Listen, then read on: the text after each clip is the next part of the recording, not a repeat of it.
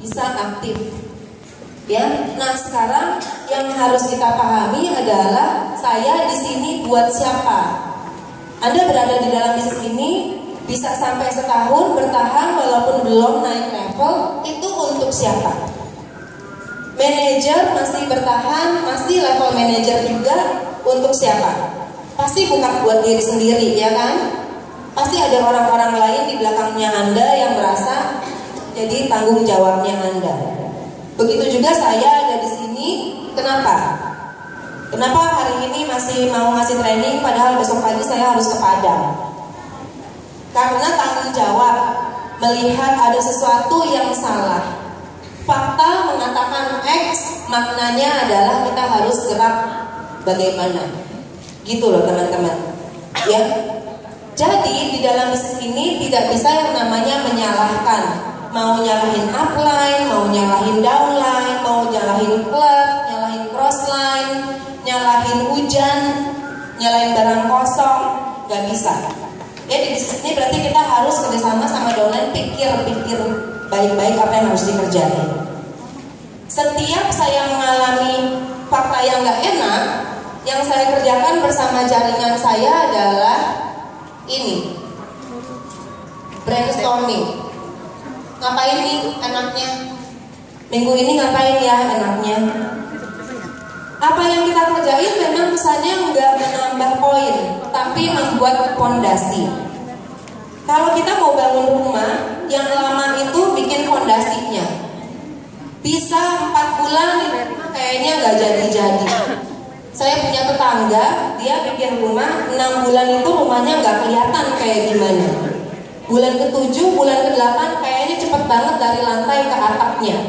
Makanya sering kali kita dengar orang bilang, ih kok tau-tau udah jadi aja. Dia nggak ngelihat apa yang dibuat di permulaan, membangun fondasi. Membangun fondasi itu biasanya nggak ada hubungannya sama poin, hubungannya sama mental, mindset. Jadi sering luangin waktu untuk duduk bareng dengan upline atau downline-downline-nya. Saya termasuk yang begini, kalau saya lihat hasilnya tidak baik atau membuat saya ngerasa kayaknya capek deh, mendingan udahlah, hopeless, biarin aja, maka yang saya lakukan adalah berhenti berharap untuk naik tinggi. Tapi di situ saya membangun fondasi supaya bulan depan naiknya bahkan jauh lebih tinggi lagi. Tahun lalu yang saya lakukan di sini itu banyak sekali heart to heart discussion, diskusi dari hati ke hati dengan downline yang katanya core team tapi kok lelet. Saya ajak ngobrol untuk tanya why. Leader harus banyak cari tahu tentang why ketimbang tentang how. Jadi lebih banyak dapetin info ketimbang ngasih. Dapetin dulu. Karena dari why kita akan menciptakan want. Apa sih kebutuhannya dia? Gitu loh ya. Apa kebutuhannya dia? Dari want kita akan cari tahu, dapat apa yang dinamakan problem.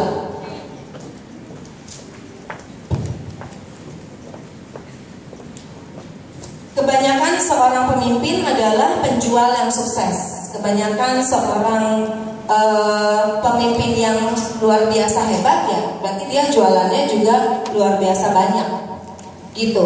Dan kalau kita ngomongin jualan, kita bukan menyuruh orang membeli, tapi membuat orang berpikir untuk membeli.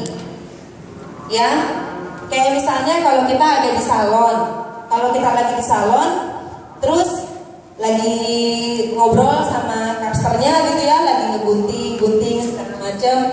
Kalau dia seorang marketing, seorang sales juga gitu ya, dia nggak cuma sekedar menggunting, tapi dia akan bilang, ibu rambutnya berminyak nih, gampang banget minyaknya keluar. Terus mesti gimana dong mbak? Biasanya gitu kan pertanyaannya kita. Mestinya ditambahin nih bu, kalau misalnya setiap kali habis keramas dikasih hair tonic yang ini bakal mengurangi minyak. Oh iya, berapaan tuh harganya? Gitu loh pertanyaan kita, bener nggak? Bener.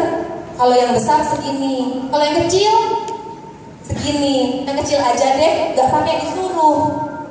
Tapi kita menciptakan won. Oh gitu ya, solusinya apa? Gitu loh.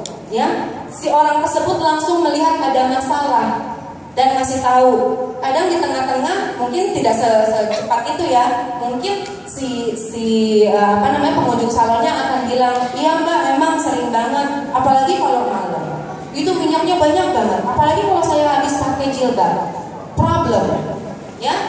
Barulah kita menciptakan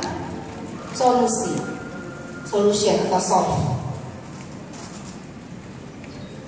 Itu teman-teman, dan itu sering saya dapatkan saat brainstorming dengan jaringan-jaringan saya. Nanti mereka satu-satu akan ngomong, iya mbak, sebetulnya di situ tuh di tempat saya tinggal itu bagus banget, orang-orangnya pada seneng belanja. Udah pernah belum ke situ nawarin? Belum, tapi dia udah tahu, ya.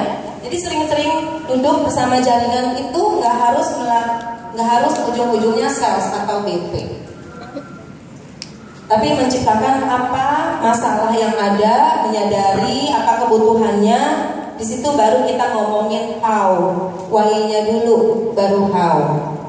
Ya, jadi kalau teman-teman yang udah pernah ngerasain BPS sama saya, ngomongin angka itu cuma di 10 menit terakhir dari 1,5 jam yang biasanya saya sediain.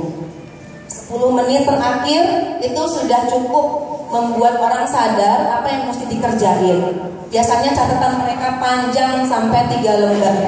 Itu lebih banyak ke nyari why dan how-nya nanti. Gitu loh teman-teman. Nah sekarang coba dicek bersama jaringan lebih banyak ngapain.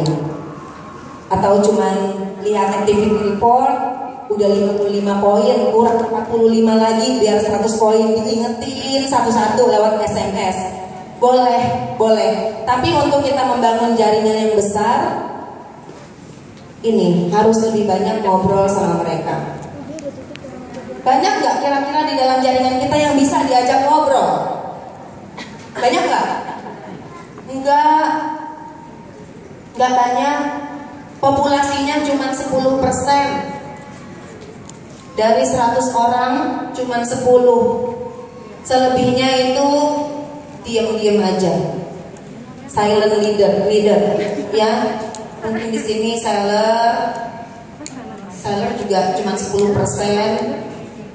User 80%. User aktif itu 30%. Ya, user aktif kita cuma 30%. Selebihnya belanjanya 3 bulan sekali, 4 bulan sekali.